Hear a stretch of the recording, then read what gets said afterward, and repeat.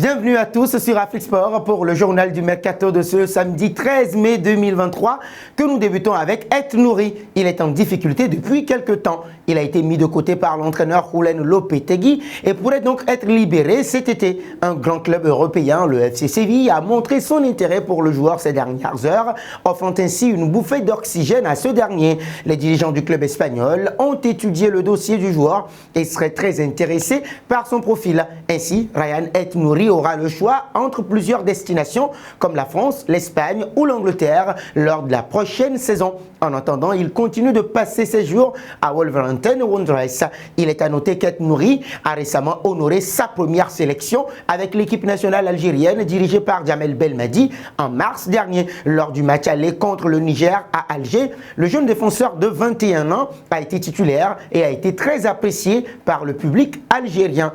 Passons à Edouard Mendy. Il devrait quitter Chelsea. Aucun des entraîneurs passés par Chelsea ne semble satisfait de ses prestations actuelles et il est donc considéré comme indésirable et mis sur la liste des départs. Cependant, les Blues ne le laisseront partir que s'ils reçoivent une bonne proposition pour lui. Le nouvel entraîneur Mauricio Pochettino, qui arrivera très prochainement, la saison prochaine, aura également son mot à dire dans la décision finale. Edouard Mendy a rejoint Chelsea en 2020 en provenance de Rennes pour un montant de 24 millions d'euros. Cependant, sa valeur marchande actuelle est estimée à 18 millions d'euros selon Transfermarkt. Bien que les Blues de Chelsea soient prêts à laisser partir le gardien de but sénégalais, ils ne le feront pas à moindre coût. J'y arrive finalement. Ils cherchent à tirer le meilleur parti de la situation en écoulant les offres et en obtenant une bonne contrepartie pour le joueur.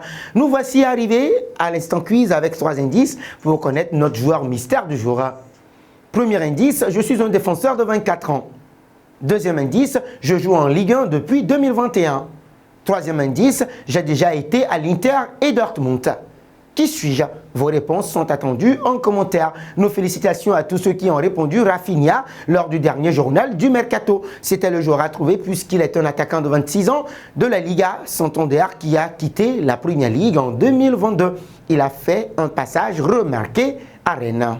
Parlons de Osimhen. Chelsea envisageait de recruter Victor lors du prochain mercato estival, mais il semblerait que les Blues aient finalement abandonné cette piste. Cette décision serait liée à la valeur de transfert de l'attaquant nigérian évaluée à 160 millions d'euros par son club actuel, Naples, qui souhaiterait réaliser le plus gros transfert de son histoire. Étant donné que Chelsea ne bénéficiera pas des indemnités financières de la Ligue des Champions la saison prochaine, il lui sera difficile de s'aligner sur une telle somme. Par ailleurs, Chelsea devra également faire face au fair play financier et doit réduire sa masse salariale. La rémunération de 10 millions d'euros demandée par Victor Osimhen serait également trop élevée pour les Blues. Selon des sources en Angleterre, Chelsea serait donc contraint de se tourner vers un autre attaquant moins onéreux pour renforcer son équipe.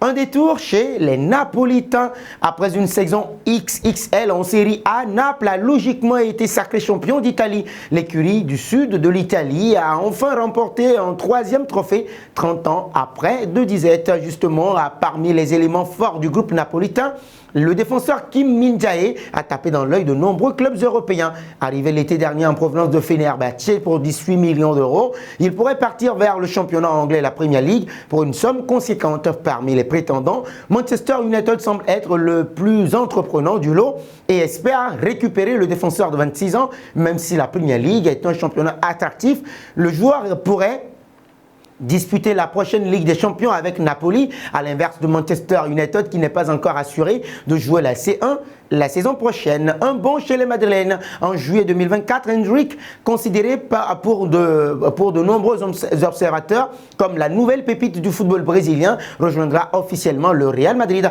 En attendant, l'attaquant de 16 ans poursuit son apprentissage du côté de Palmeiras.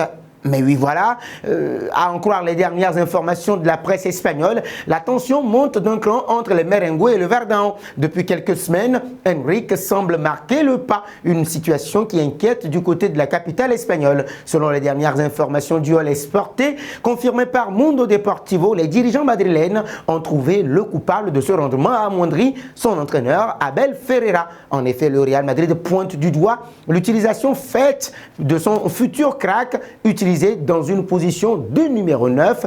Hendrick ne dispose pas, selon les observateurs madrilènes, de la liberté nécessaire et devrait à ce titre disposer d'un champ d'action beaucoup plus important à la pointe de l'attaque du Verdão. Si ce coup de blues ne semble pour l'heure pas inquiéter la direction de Palmeiras, jugeant que c'est une phase normale dans sa progression, la perte d'influence d'Hendrick au Brésil rend fou Madrid. Affaire à suivre.